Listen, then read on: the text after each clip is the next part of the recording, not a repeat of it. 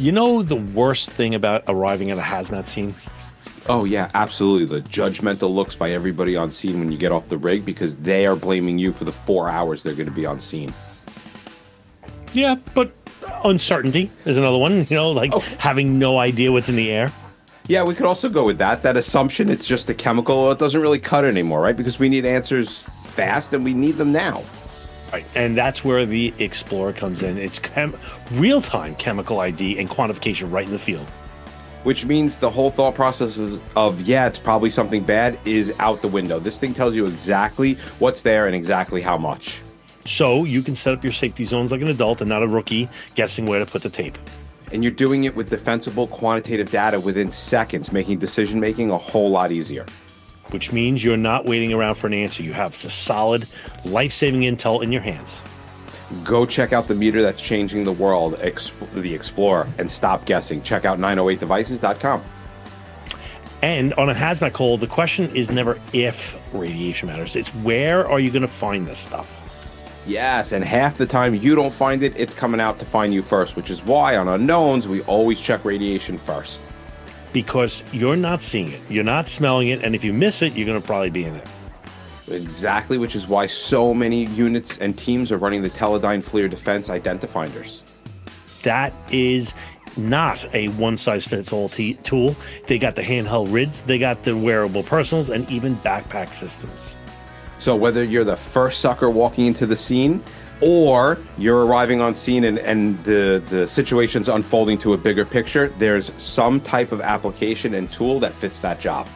And these aren't just theory tools. These are out there getting used every day by teams that are actually relying on radiation data to make decisions. So go search FLIR Identifinder. That's FLIR, F-L-I-R, Identifinder. And today's episode is brought to you by Rigaku Analytical Devices, who just launched their 4th generation handheld Raman meter, the Icon X. For fast, safe, and accurate chemical analyzation, visit RigakuAnalytical.com. That's RigakuAnalytical.com. Hey, everybody, and welcome back to another episode. I am not sure what episode that we are on because, to be honest with you, we're like close to 600, and we lost count a long time ago.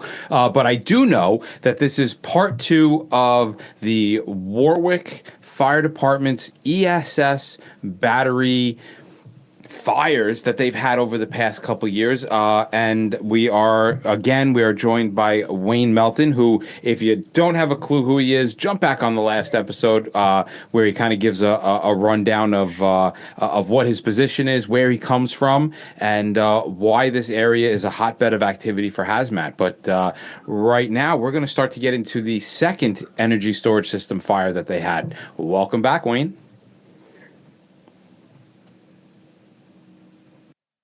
Well, thanks again for having me. Now, fire number 3 was the one that was quite a surprise. I mean, prior to that, New York State had one. It was up near Watertown where they had applied water, and we had discussed that we kind of figured in the second incident, but the first real fire we had in Warwick, in the town of Warwick, that water was not good. And remember, I was tugged on the shoulder by that individual. So keeping that in mind, I found out, because I'm curious, I'm a buff, and I found out that they had used some water on that. So that was just kind of a little food for thought there. So in December of last year, we get yet another call in now the village of Warwick, back to where the first incident was, where the system had all the batteries removed, new cabinetry, new and improved cabinetry put in place, and the batteries that weren't affected by the first incident were reinstalled, and then the ones that were replaced, and everything was fine, and we were good to go. As a matter of fact,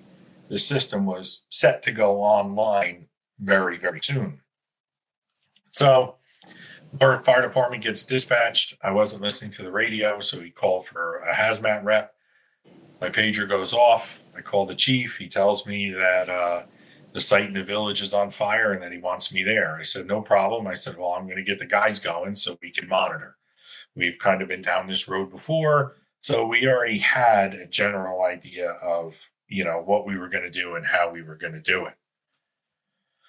Again, about 30, 40 minutes of my response, I get to Warwick, and sure enough, not only was it the same site as the first incident, but it was also the same string and same cabinet.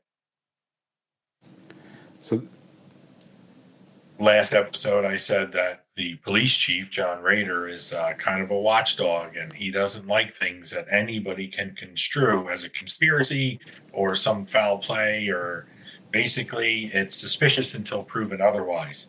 So he already had a strong police presence as well. The new fire chief that was serving his term was wise to kind of the actions that we needed to take. And he kept all his units staged, but inside their quarters. It was also a little chilly. And I get there and I saw that the fourth string all the way at the rear was burning pretty good. And the flames were a little bit higher than fire number 2. So again, I look over and I had asked, I wonder what the state of charge is for this. And we had about a 2-hour wait for the representative from the power company to come and give us some information. I believe the code in the state of New York is representative. I was just going to say, New York State's got a special code. Yeah. So he was there within that time. Yeah, it is. It's 4. Forgive me, I don't know the number. I should. 95 something. Yeah. So the gentleman showed up, and he remembered our faces. We remembered his, and I kind of told him. I straight up told him. I said, well, I really didn't expect to see you ever again. And he said likewise. So from the kind of the get-go, we really weren't thrilled that we were back here and now this one's burning. It's kind of like these things aren't supposed to. You go back and you look, and out west, these things have been in operation for decades. What's going on with Warwick, New York? We just don't know. We did have some weather. So it wasn't as monsoon as 2.5 years prior to this. But we still had a pretty decent storm that had whipped through the Warwick Valley. So that's another reason why some of these storms get a little frisky in this area, because the way the wind and just the way the contour of the land and the way the wind comes in and what Mother Nature likes to do to things. So the gentleman lets us know that this was fully charged. I said, all right, cool. We have the meeting with the fire chief. We have the meeting with myself, the police chief, the director of emergency management for Orange County, the mayor's there, and my boss. And we're kind of like, here we go again. So my apparatus gets there and we set up the meters. Again, it's a straight prevailing wind that is going like straight for the 3-4 corner or CD corner, depending on which part of the country you're from. And the wind was pretty strong and steady that way. So we, in turn, put another air monitor about 10 feet away outside the fence. We put one upwind. We had one of the where the hazmat apparatus was staged. And then we put an additional one 1,100 feet in the line of direction, the prevailing wind direction, to sample anything that was going towards a residential area. And this happened to be a park, a very beautiful park. And they wanted us to meter for a prolonged period of time. And this is where I did something that is kind of comical, but, you got to protect your equipment. I looked at the police chief and said, I need leg shackles. And he just kind of gave me one of those looks and says, well, what are you into? And I said, well, I have a $25,000 instrument that we are going to leave in a dugout of a baseball field, and I don't want it walking. And he was like, nah, that makes sense. So that's one of the pictures I hold near and dear and I'm sure if I ever sent it to Ray, they would love it. But we locked up one of their meters for 3.5 days, so we can make sure that everything was good going in that direction. And we utilized drones heavily. We used some in fire number 2, but in this situation, we were a little better prepared. We were a little better organized, and we knew that fire department didn't need to be there. The current fire chief was like, well, should I just keep a crew for my brush truck? Because, the fire's just burning. We're not going to put any water on it. And I was like, Chief, we're not dealing with anything that is an A material. Right. You're not going to get embers of batteries flying through the air. And there's wood. And right.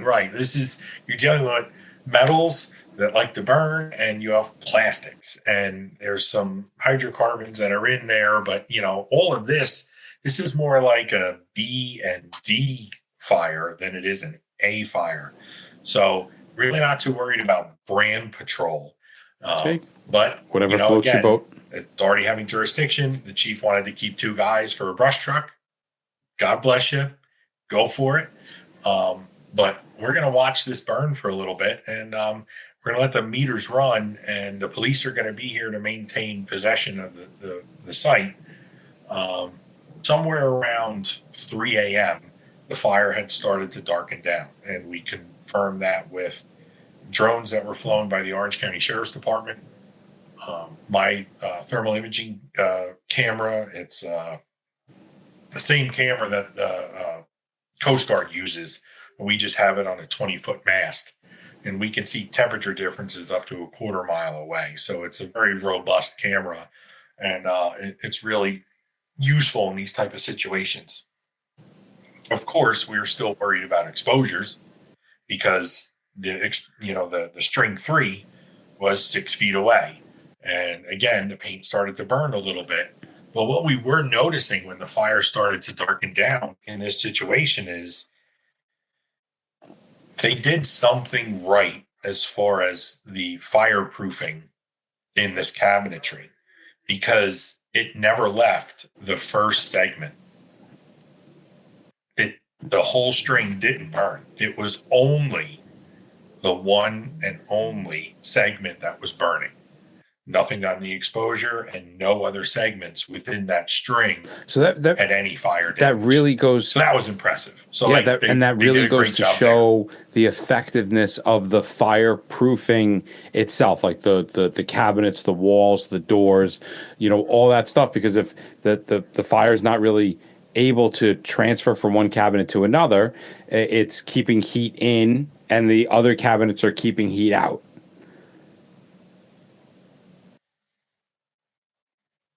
Absolutely. Now, we did see some heat signature that was kind of starting to move toward the second segment in the upper deck where the cabling is. But it kind of got yellow. It didn't get like the orange and red that we were seeing in the thermal imaging camera, both on the drone and, from the rig. The face of exposure 2, it was pretty warm. But again, we didn't have a problem the first time, so we had kind of hedged our bets that we wouldn't this time if they had enhanced their fireproofing within these cabinets. Another thing that we noticed is that there was about a 4-inch, maybe 6-inch at the most, gap in between segments, to where 2.5 years prior, they were pretty well sandwiched up to each other. So, some people say 4 or 6 inches isn't enough or a lot or adequate or whatever, but in this situation, it was perfect. I was going to ask if you thought that was specifically engineered that way, or if that was just kind of a QWERTY thing, like it just so happens that there's a space between there. But I mean, if you've got greatly insulated walls, then 4 inches, 6 inches can make a difference. I'm a big fan of believing 6 inches can make a difference. Battery fires are absolutely starting to change how we think about suppression. Yeah, because for years it was just water, and then cool it, hope it chase, and hope it goes away. That's all I want is for batteries to go away. But they're not going away, and these lithium-ion battery jobs are changing how we look at fire, because it's no longer about just putting it out. Now it starts to become, how do we control it? How do we keep it from propagating? How do we keep this thing from reigniting? So that is where some of these newer agents actually start to make some sense. Yeah. TRF steps onto the stage from Fire Suppression Solutions. We've been taking a look at this thing, and it's not just about does it work, it's about where does it fit into the process. So this isn't replacing anything that you do, it's giving you another tool in the toolbox in case the problem that you have isn't fixable by the traditional playbook. Exactly. And you've got something that could just be applied early. It can help limit the spread, and it can give you another option besides just flooding it with water and waiting. Which is great because everybody operates a little bit differently, right? So they've got different setups depending on how you operate. You need smaller portable options, they've got it. You need bulk stuff because you're dealing with a huge factory down the block, they've got that too. So this isn't just us saying this is the answer. This is us saying the problem is changing, and this is one of the tools that might make sense in your playbook. Yeah, we looked into it. We were really happy with it. We want you to look into it too. Go check out Fire Suppression Solutions or hit the link in the show notes to see how TRF Plus can fit into your response model. Do you know what I love about the city? Dirty water hot dogs. No, don't ask me about those things. No, it's the e-scooter gangs. Yes, because nothing screams hazmat like a moped that's about to go nuclear. And that's where Obexian FR saves the day. Which is great because it's lightweight, mobile friendly. It's designed for us, the first responder, because honestly, the last thing we need while we're responding and things are heating up is extra weight. And it's third-party tested to lower the toxic gases below the ideal H levels. So it's protecting your lungs just that little bit, another little layer of protection while you're putting out that scooter fire. And let's say, perchance, you need more. Obexian FR comes by the pallet or poly drum kits. Yeah, which is great for when your butthole puckers up because you think to yourself, oh my God, I'm going to need a lot more of this. So protect your team and your lungs. Go to the hazmatguys.dgeo.com. That's the hazmatguys.dgeo.com. They had put, I was happy you picked it up. There was brick lining that they had added on each side of those walls, plus the airspace. They really hit that one out of the park. Unfortunately, the other component, we still haven't received the root cause analysis. So you can have your hypothesis out there when we have crazy weather. It worked the first time. Did it work this time? We can only assume. So we don't know for sure, but we sure know that that one segment melted down and burnt, and it did pretty good. So here was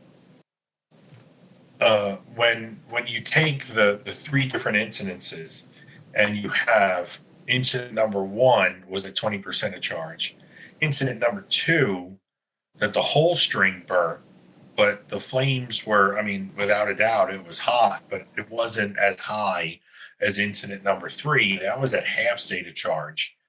And then you had this one that was at full state of charge, and it burnt itself out between 8 to 10 hours. So I kind of came up with, well, maybe the energy is equivalent to fuel load.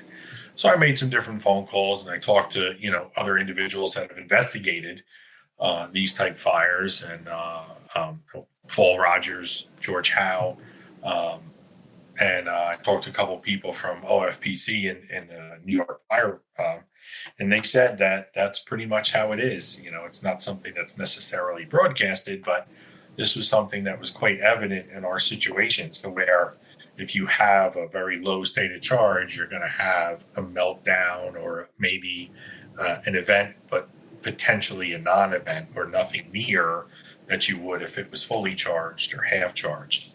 So that was definitely the final piece in that puzzle when we were putting it all together. There was still the political interest between the village, the town,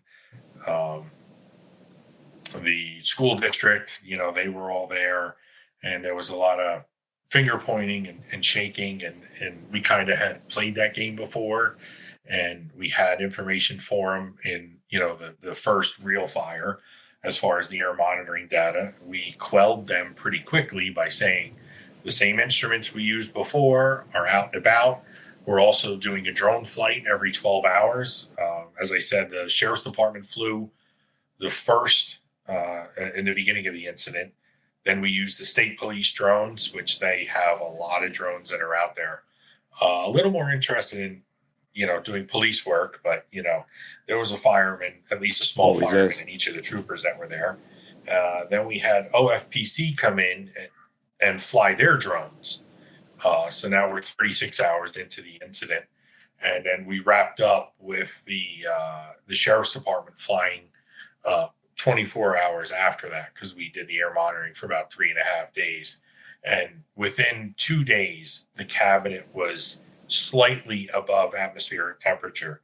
In 2.5 days, 3 days, and when I picked the meters up, the cabinet was at ambient temperature. So, a couple of questions. Did you guys, because this is something that becomes huge. I know a lot of communities are scared to have these ESS systems. I know because we get phone calls all the time. Hey, will you come talk on behalf of the community about the danger of these things? And I'm always like, you probably don't want me up there talking on behalf of the community because you're probably not going to like what I say. And again, it's all just kind of theory, but I think these things are actually, pretty and relatively safe. You guys had the air monitors put out. Did you ever get anything on the air monitors at all those different distances?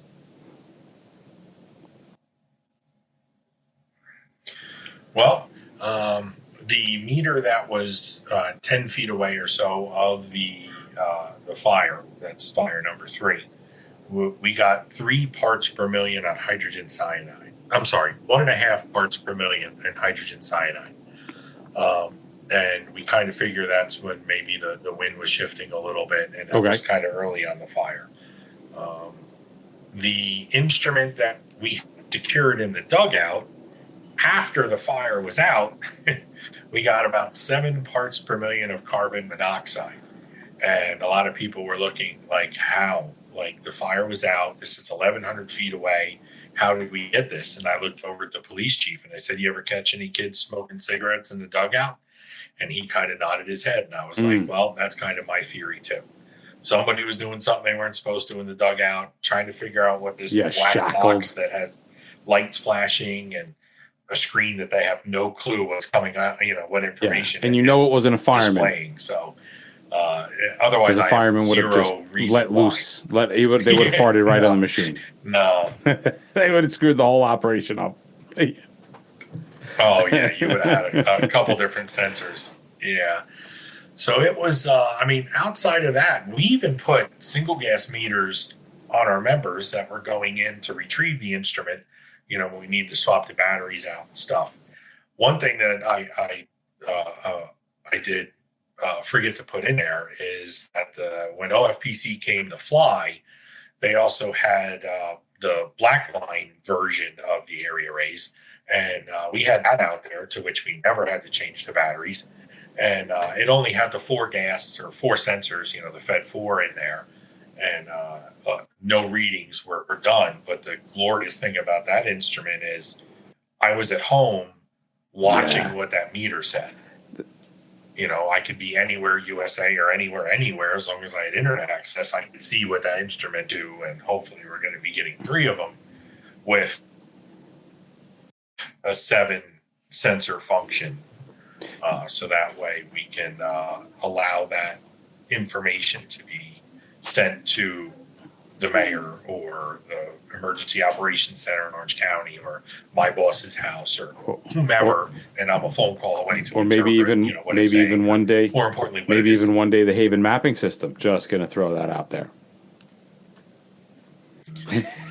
Yes, I should have put that in the last episode. That would have been great, especially when they were talking about the evacuations and everything that was going on. I got my great computer guys working on Haven. And, I like it a lot. You had mentioned before about the politics. Was the political pressure the same? And you had mentioned that you guys had already kind of played the political game before, so you kind of knew what to do. Could you go in a little bit as far as like what it is that you did the second time that you learned from the first time on the navigating the political aspects of things? Soon as the political leaders walked into the room, we had already taken steps to get ahead of this, to get ahead of their questions, to get ahead of their concerns. Not everybody gets to have that play card in their pocket that, we just did this 2.5 years ago. And it's a long time ago, but in the grand scheme of things, it's not that long ago. So we were able to get the meters in place. We already had the sheriff's department getting ready to fly the drones. As a matter of fact, during the first press conference, the sheriff's department had shown up and they were putting their drones together. So we were able to deflect to them. My boss was there. He was answering questions, so I didn't have to field them. When they had brought up, their concerns, it was very easy to say, sir, Mr. Mayor, Mr. Town Supervisor, the meters are already out in place. The fire department's good. We don't need to evacuate. The power company rep is here. The sheriff's department is going to be flying the drone. We're worrying about the residents, where the prevailing wind's going. So we had checked the boxes before they drew the boxes, if that makes sense. So sometimes you have to, I know in a lot of drills, when you're taking your NIMS class, or when we took ICS, and, you had the little toy cars and all that stuff you were playing with. You ever went to National Fire Academy for that stuff? There was always that one guy who was a real pain in the rear. That was the press. So you kind of draw from some of that, and you have to think a little bit how a politician would think, to make sure that you're addressing whatever they may bring to the table. And trust me, you can't be prepared for everything, because they're still going to try and one-up you or one whatever. And, you can only assure them that you're doing everything you can, but because you have that I'm not concerned look, they think maybe you don't care, or maybe you think that this is no big deal. So you kind of almost have to turn into a salesman at that point and be like, no, really, we're doing everything we can. We understand, your concerns, and we're worried about the people, but we're letting the meters do what they're going to do. And I don't have real-time data to go with. And I said that, the only other thing I could do, and this was something that, you do hold a couple cards, and you really don't want to do this to yourself or your members. But I didn't want somebody staring at safety suite in the back of the rig for an operational period. I didn't think that was fair to them. Plus, the fire was dying down. So this wasn't a multi-day fire like incident number 2. So you kind of had to try and hone a lot of that in to, almost focus them to the situation at hand, and the more of what we're seeing and facing with this one. And we can remember incident number 2, but this isn't incident number 2. This is different. Same equipment, different cabinetry, same people, but it's a different incident. So that was last question. You mentioned that so far in each one of these, you've been asking for the charge of the battery. Was that a personal, curiosity, or did you have an operational thought process behind different charges? In some of the classes I went to, it was addressed that you want to know state of charge. You want to know state of charge. All right, cool. So I want to know state of charge, but there wasn't the correlation between low charge, low incident, high charge, high incident. It was through my experience and training, combining them and using the gray matter between your ears, that, oh, that's why you want to know state of charge, so that way you have this. Now, we didn't even talk about, once the fire is out, if the batteries didn't totally consume themselves, then there's the big bad problem of stranded energy. So not necessarily because there isn't an overhaul phase for us, it would be for the professionals to come in and disassemble the racks and the batteries and the cells, but you can't de-energize them. So if you have a low state of charge and you have a plastic blob, well, I'm not too worried about the stranded energy. If you have a very high state of charge and you have something that somewhat resembles a battery, well, I saw it when they were dismantling the unit from the second fire, and they had arcs all over the place when they were dismantling it. Yes, sir, they did. So that's another piece of the puzzle, but that's for the cleanup, breakdown, reclamation, whatever title you want to give it, is that there's still energy and you can't get rid of it. There's no resistor you can put on there. You can't grab onto it and ground yourself. Not that you ever would. Don't do that. It was a joke.